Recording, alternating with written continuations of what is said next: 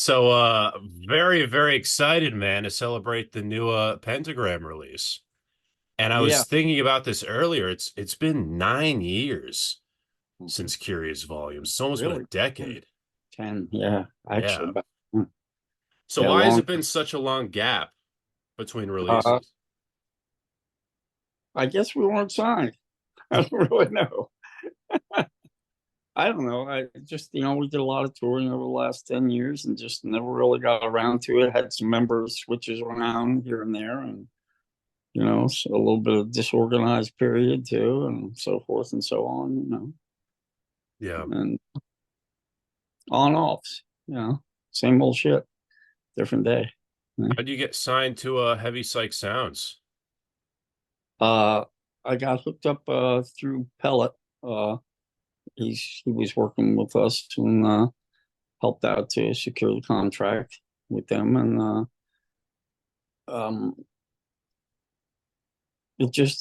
actually we've been signed to the contract since last June, Oh, so it's wow. been a year now. Yeah, Wow. it's been a long time. But we had, like I say, on off stuff and member change coming up and all that kind of stuff.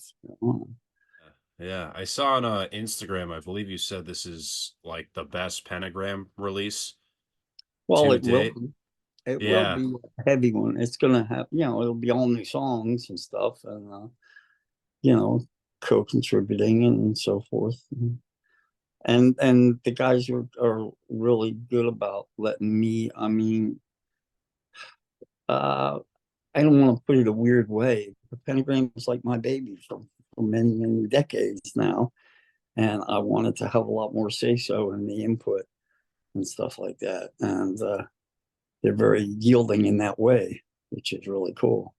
And they're very, very good players. When you see the announcements come out, you'll realize who the people are. I think they've So already made exciting. some names in the business on their own accord, most definitely. And yeah, it'll all work.